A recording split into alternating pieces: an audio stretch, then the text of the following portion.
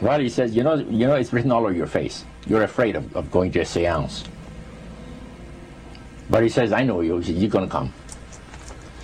And then he started telling me how brave I was when I was aboard ship, you know, different things. He says, you're not the same man, you're changed. You're chicken.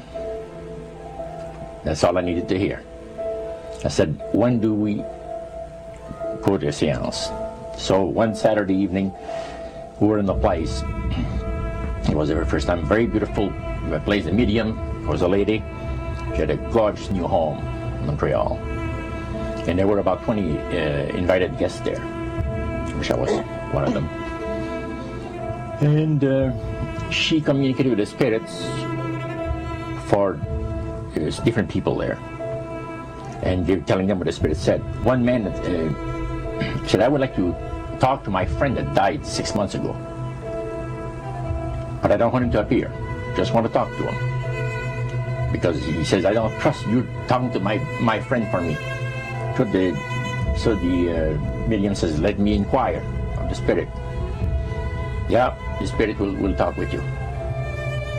And that big masculine voice was heard in the place. It says, hi Frank.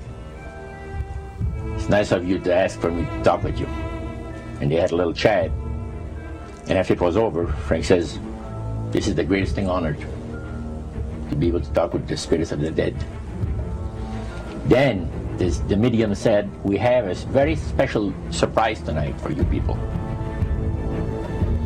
A spirit will manifest itself openly here in a few minutes.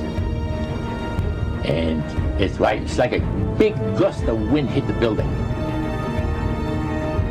And right through the wall. Now the lights were terribly bright, but they were like living room lights.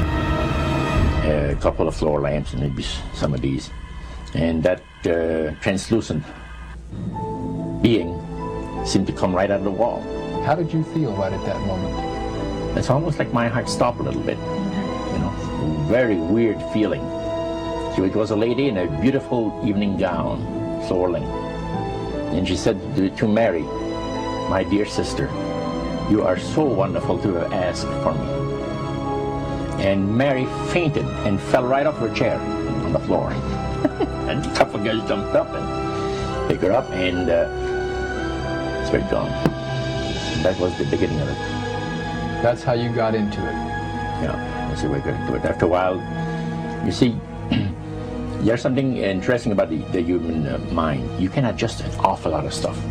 You can adjust to a lot of things that would terrify you to begin with. After a while, they become common and ordinary. So you mean contact with the supernatural can become commonplace and ordinary and doesn't bother anybody? Yeah. In other words, the more that you do it, you're not uncomfortable. That's right. It's just not an uneasy feeling. Yeah. So how did you feel about it? Then I got into a secret society that worshipped the spirits, you see. Well, how is that different from the seance, Roger? It happens that the seance are not involving in many ways. But when you get into a secret society of spirit worshippers, then, and especially when you're invited there by the direction of the higher ups in the spirit world, you never get out of there alive. And this is exactly what my friend and I were up against. We didn't know anything about it. And there was a very, very popular big band leader. Jazz musician? Band, yeah, very famous. And one night we went to one of these seances, and he was with his wife. So Roger, you're at this restaurant. What happened? We sat there, and we had our favorite alcoholic beverages, you know. And as we talked,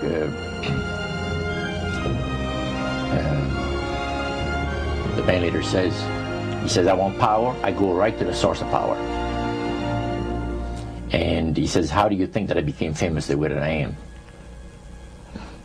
Well, I said, you must have had some good luck. Well, he says, there's no such thing as good luck. He says, there's either some power working for you somewhere, or you don't get ahead in this world. Not in my type of occupation. So it went from there. We got talking about spirit worship. Did it intrigue you? Or did it make you want to find out more about what exactly he was talking about? Yeah.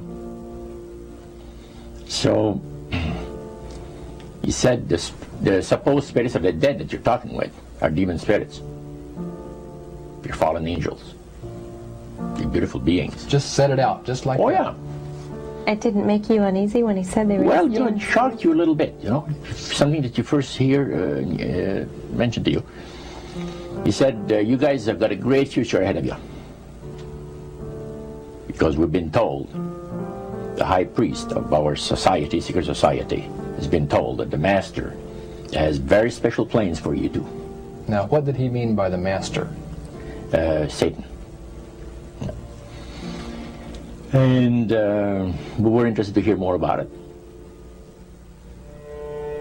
And he told us, he says, look, we worship spirits. We worship Lucifer and all his angels. They're just as beautiful as they did before they were cast out of heaven. He says there was a misunderstanding in the whole thing. He says among the inhabitants of the galaxies. And he says our master was misunderstood. And God did not bear with him like he does with people that make mistakes today. So we're in a warfare, good against evil. And we happen to be the evil ones, but we're not that bad. He says, I look at this business between the forces of good and evil. He says, you believe in one person believes in God, and everyone believes in Lucifer. It's like politics. So the great controversy is real. And you've heard someone talk about it that's on the other side. And to these people, they are sold to the fact that Christ will not return to this planet with power and great glory. He's going to abdicate all claims to the planet, because the high priest once said that Christ will abdicate all claims to the planet because he knows that it is lawfully and rightfully Satan's.